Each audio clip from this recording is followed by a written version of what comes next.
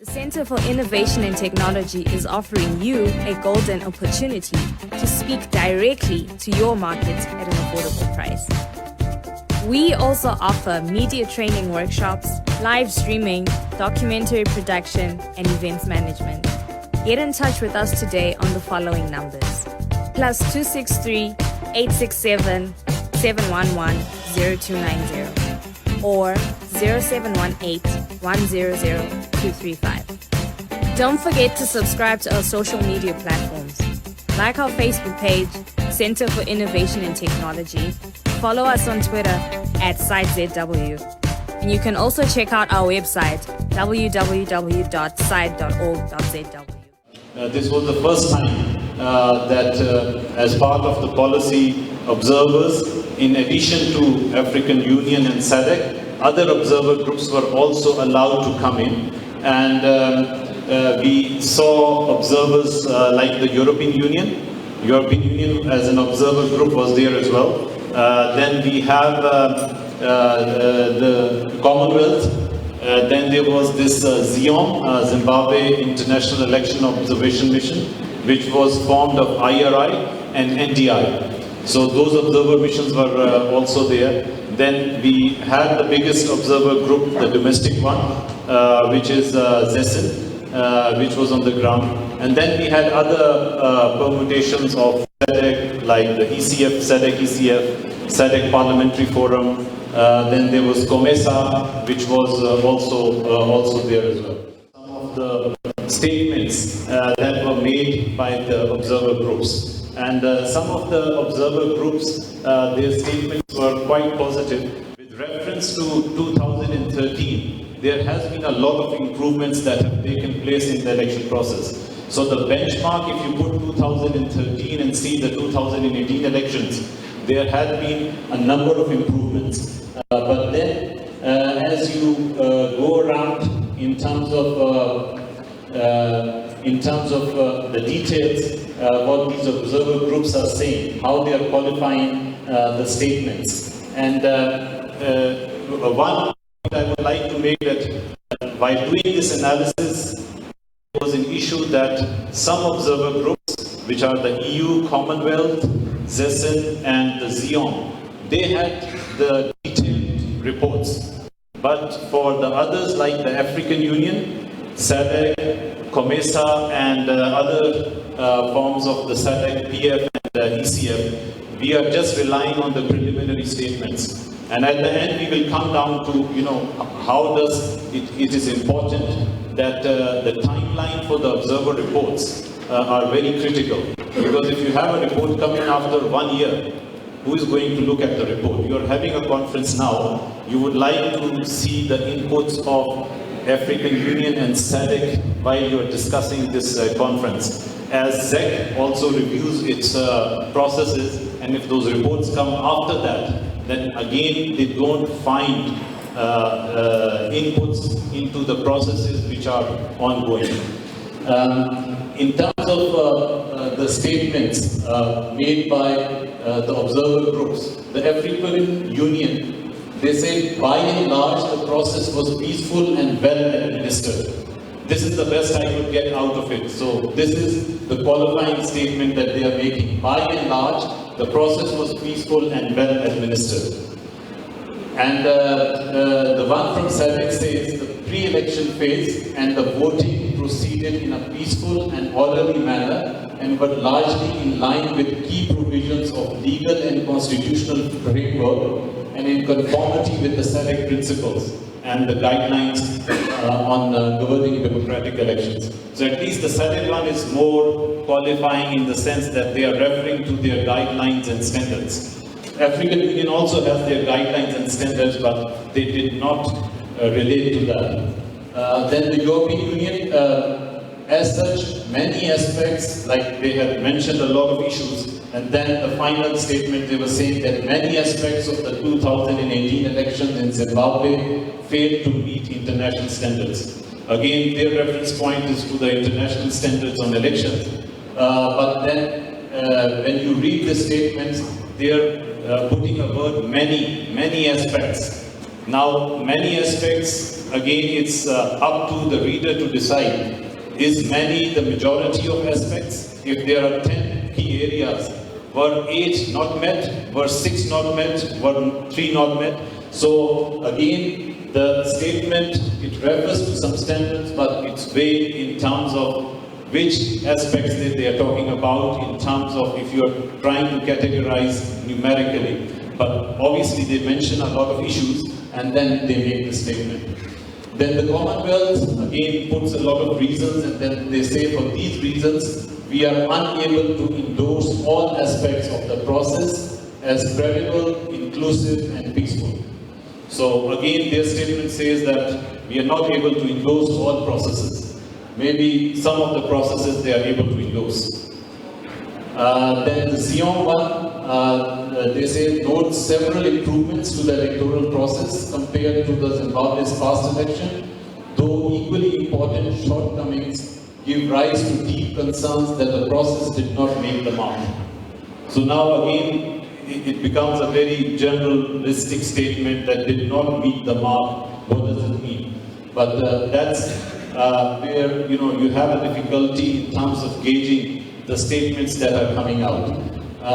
Then the ZESN one says the integrity of 2018 harmonized election was undermined by an uneven pre-election playing field. So obviously they are very specific. There was an uneven playing field which undermined the outcome of the elections. So these are just some of the major ones that we have seen,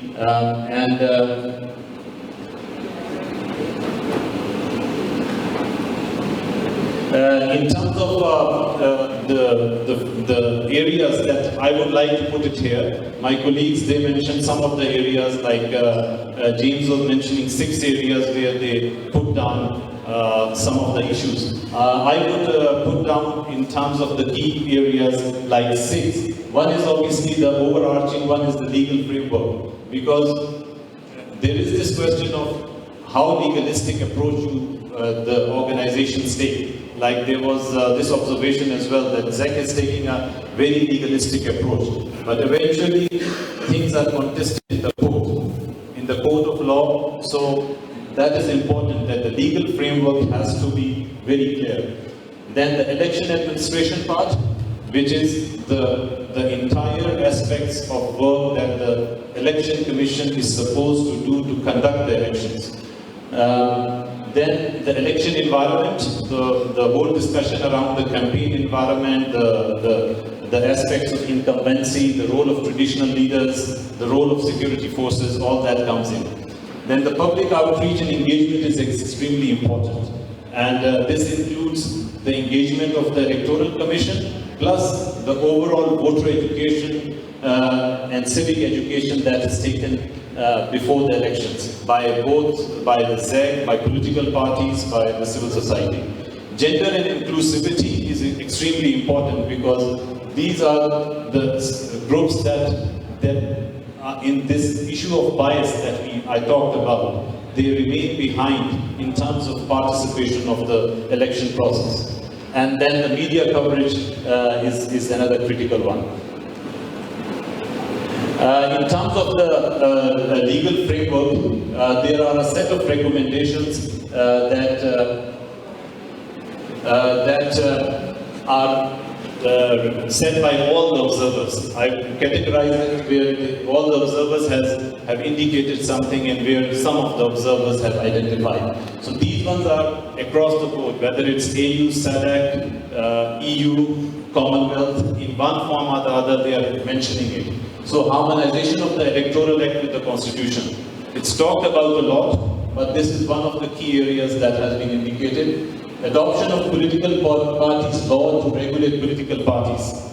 This is an important one, and different observer groups have mentioned it differently and emphasized different areas. So some have emphasized the aspect of the political parties' finance, which is very critical, because the whole issue of equity in terms of participation and the availability of resources, how much one party or candidate is spending in terms of the campaign. can only be regulated if you have something around the political parties law, something around the political parties finance regulations, or some legal framework around that.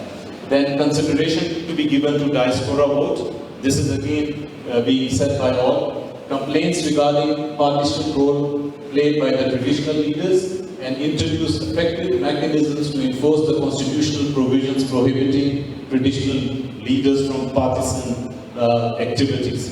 So that is also an important thing that is said.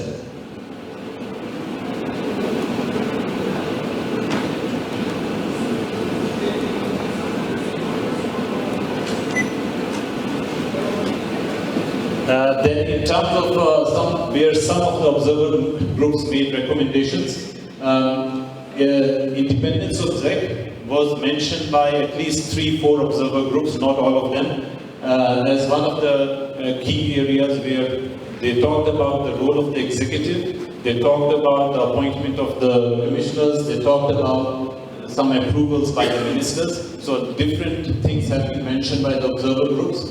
Then introducing punitive measures, administrative complaints mechanism.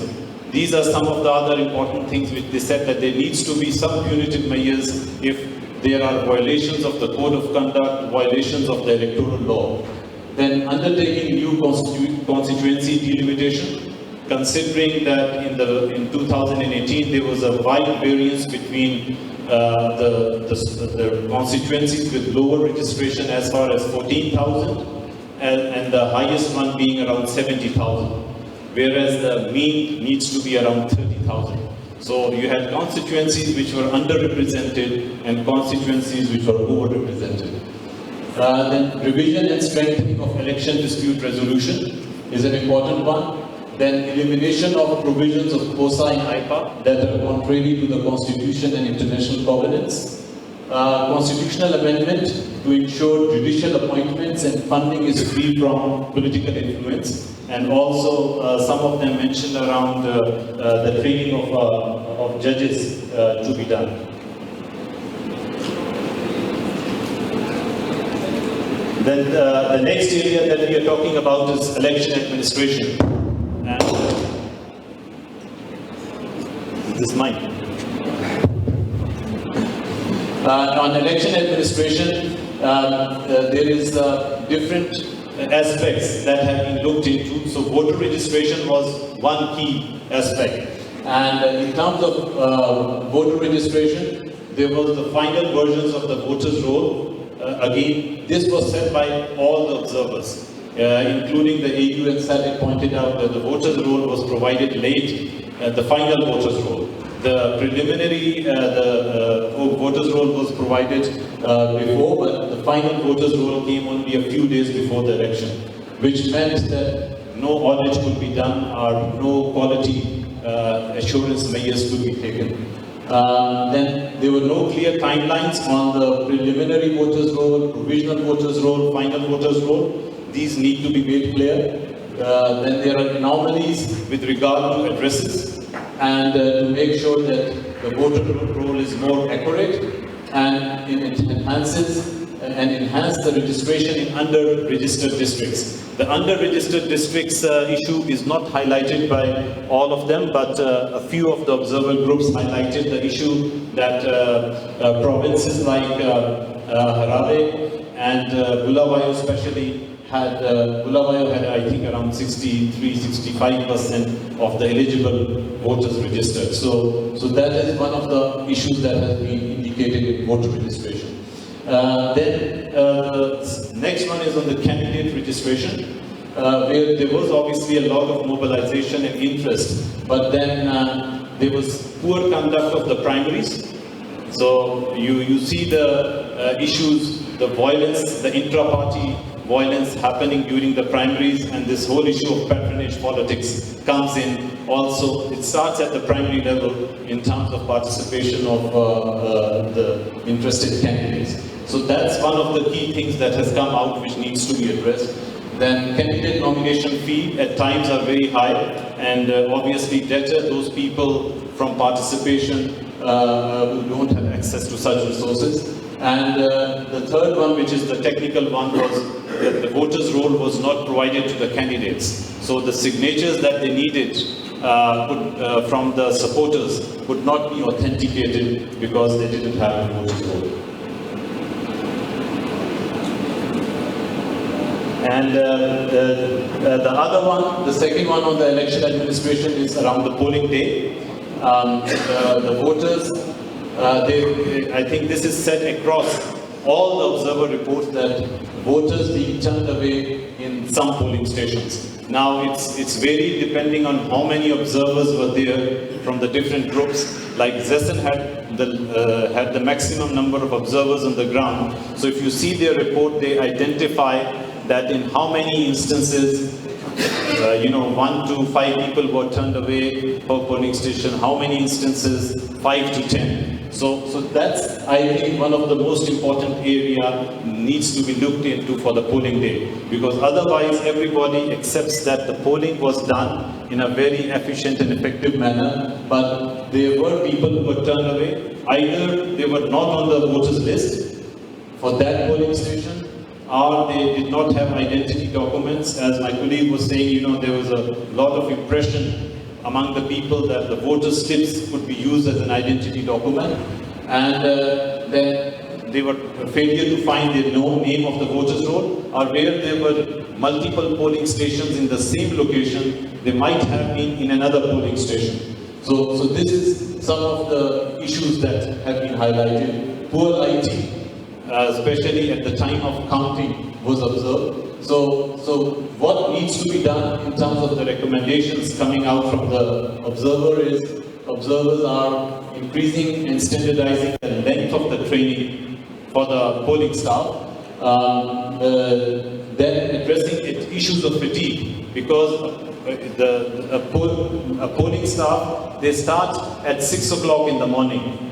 With the whole issues around the setup of the polling station. They open at 7 until 7 in the night, and it takes them on average of about 5 hours for conducting the count, and which takes them at least into the night, and then they have to take the results. So this aspect, why it is important, is because it increases the probability of mistakes.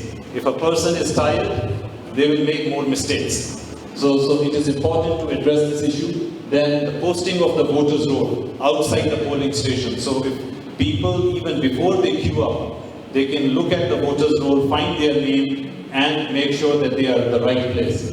And addressing high degree of assisted voting. So assisted voting has remained in Zimbabwe, I think, from the past elections as well, a major issue.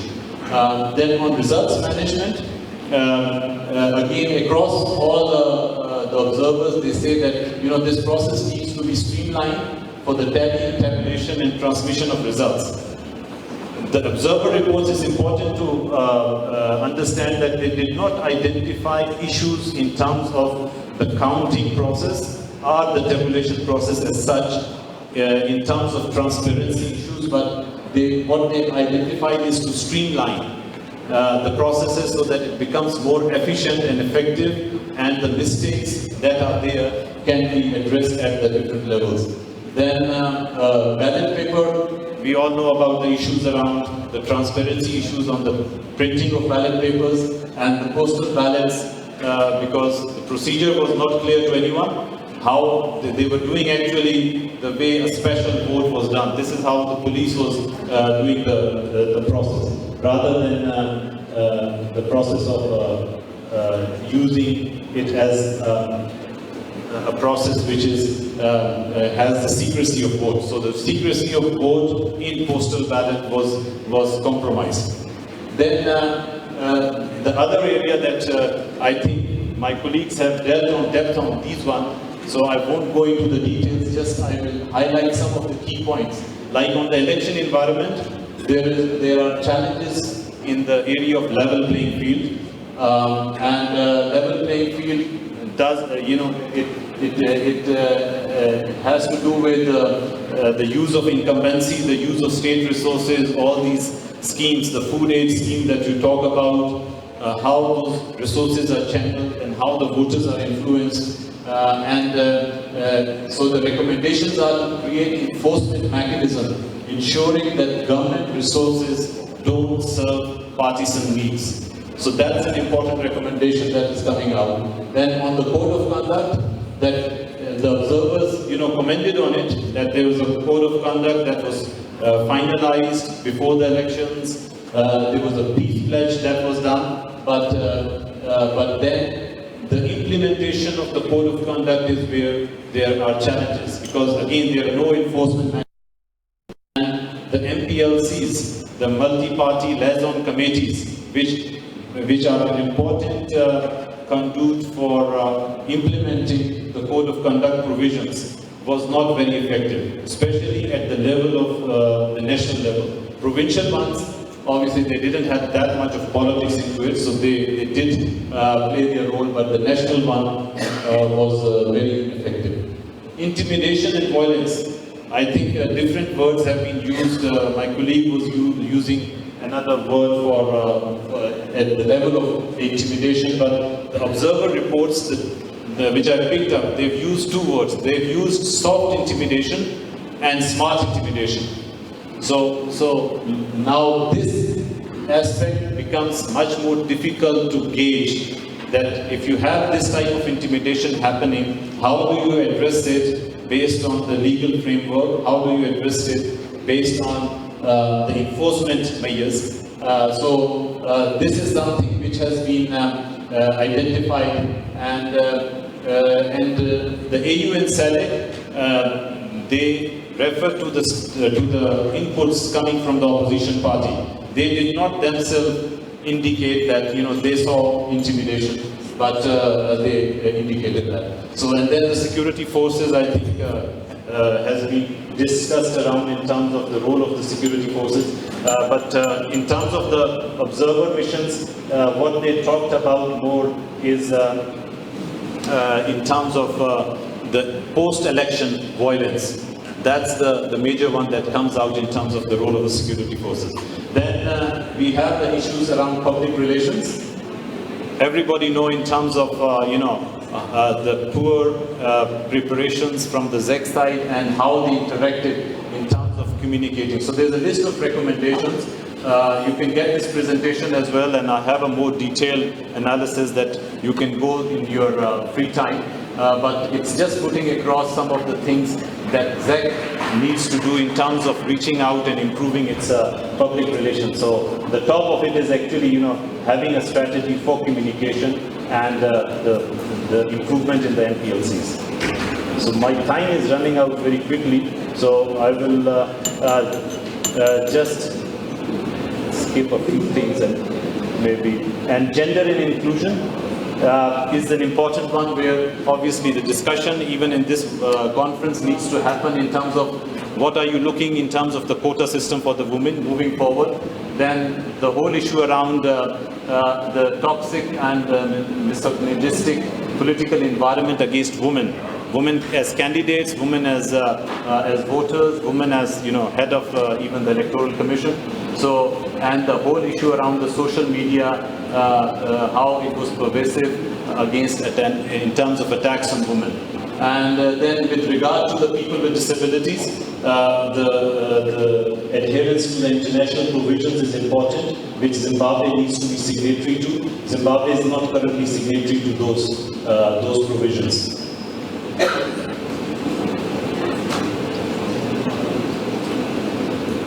Then the media coverage. I think, again, there was an in-depth discussion on the media coverage in terms of the acute polarization. That, again, has been recognized, and media is an area where all the observer reports have identified the issues with the ZBC, with regards to the polarization, with regard to the media bias, and then they have made recommendations how it needs to be improved in terms of transformation of the broadcasting authority, the issues of media monitoring, which ZEC is supposed to do as per the law, need to be made more effective. Then issues about social media. But I think social media needs much more deeper discussion as we move forward, because the social media has changed the dynamics of how the communication spectrum is. It's, on the positive side, it has allowed the citizens to engage in a two-way communication. But then obviously on the negative side, it has influenced the discussions in negative ways, and often it has led to this disinformation campaigns as well. But the social media is there to stay and expand. So I think that realization has to be there. Then some last thoughts, I think, which will be important for you in the discussions, that how do you deal with different political interests among the observer groups? You know, EU comes from the, they have a mandate from the EU member states. SADC has it from the SADC organ. AU has it from the AU organ. Then there are others who are getting funding from some other entity. So how do you balance that? How do you interpret the statements being made by the different groups? Because then it is left, the final qualifying statement is again left to the interpretation of who is reading it. That's why in the newspapers you could see one newspaper picking up something from there which was positive, and other newspaper picking something which was negative. And you would see two different dimensions. And then how do you delineate the perceptions, opinions, allegations from what are the reality on the ground, what are the facts of the matter? And then what next also we have to see in terms of the government established a task force, but it is not inclusive. So what are the other options? Is there an option of a parliamentary committee, a committee with representation from major political parties, a multi-stakeholder committee, something which takes forward these recommendations from the observer groups? Because the